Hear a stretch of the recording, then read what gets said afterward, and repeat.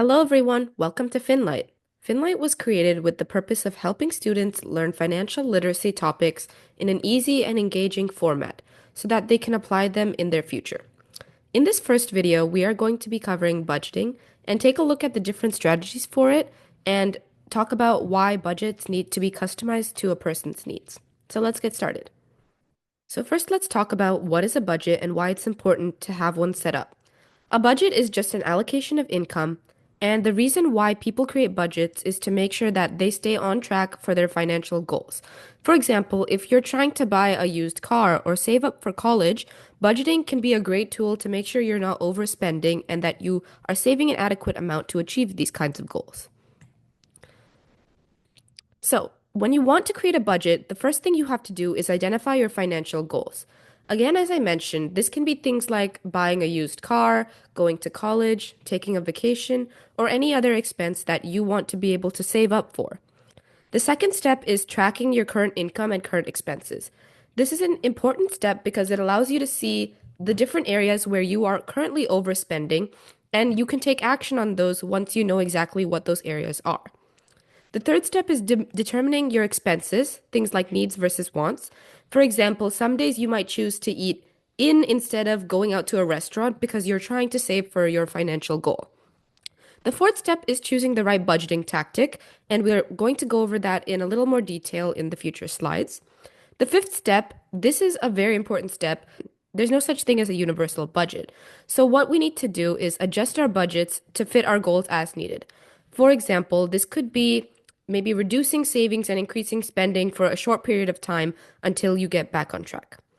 And that's all there is to it, to budgeting. So let's go a little bit deeper in detail. First, when you want to determine your wants versus needs, you need to take into account things that are going to serve as an investment in your future. Here I wrote the example of wanting a luxury car, but the only thing you really need is a car that's going to get you from place A to place B.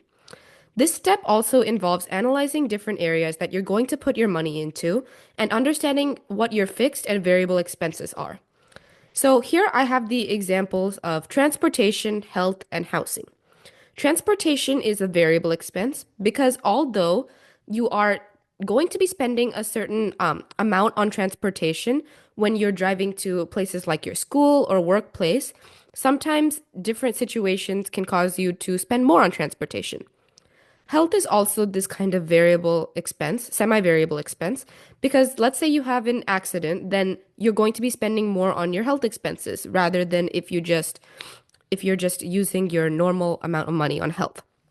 The last one is housing. Housing is relatively fixed because you are either paying rent or mortgage every month, and this doesn't change very often.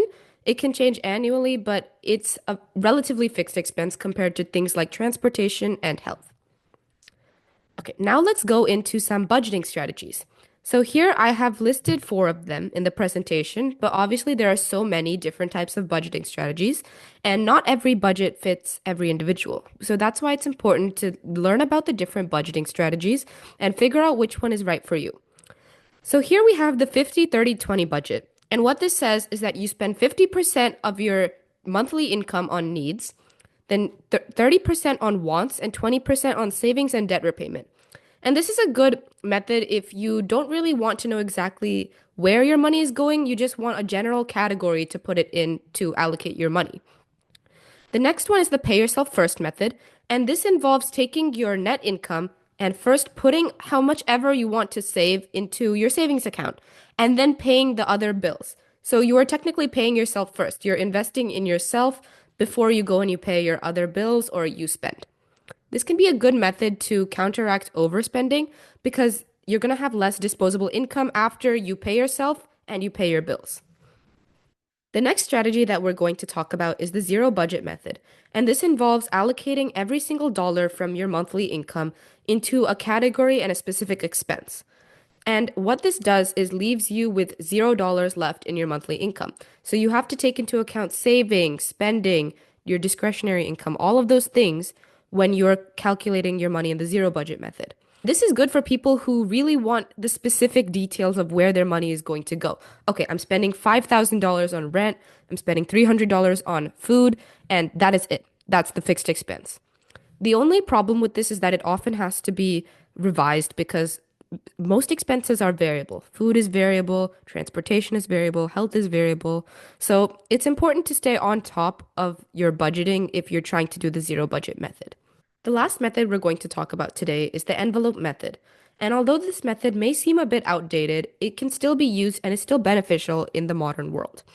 This method commonly involved putting cash into envelopes based on the categories that it would be spent on. For example, if you're spending $5,000 on rent, you would put that $5,000 in cash in an envelope and then just take that envelope with you when you're going to pay rent.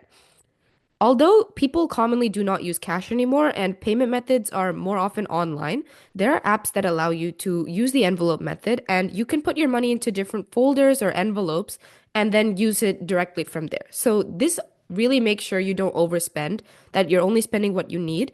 And it's also a good way to make sure that you're putting money in your savings account when you're setting up your budget. Let's move on to the next step. This, I would argue, is the most important step of budgeting because it allows you to customize your budget to your personal goals.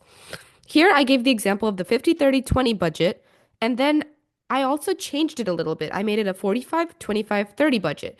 And I said that this is to repay a large loan quickly. So that would mean you spend 45% of your income on needs, 25% on wants, and 30% on savings and debt repayments. So it's important to determine your financial goals first so that you can choose the type of budgeting strategy you want to do based on how much information you want to know about where your money is going. And then it's important to evaluate that and change it over time to make sure that you're creating the best budget you can for yourself. I have a Bluekit activity that I created. This is also linked in my website, but you guys can go and practice and have a little bit of fun with it. These are all of the sources I used to create this presentation. Thank you all for listening to my presentation on budgeting. I hope you found this informative and engaging. If you want any other topics, please let me know down in the comments. Be sure to like and subscribe. And as I said, we will be creating more videos. The other topics are saving, investing, loan management, and taxes. And all of those will be coming out soon. Thank you guys for watching.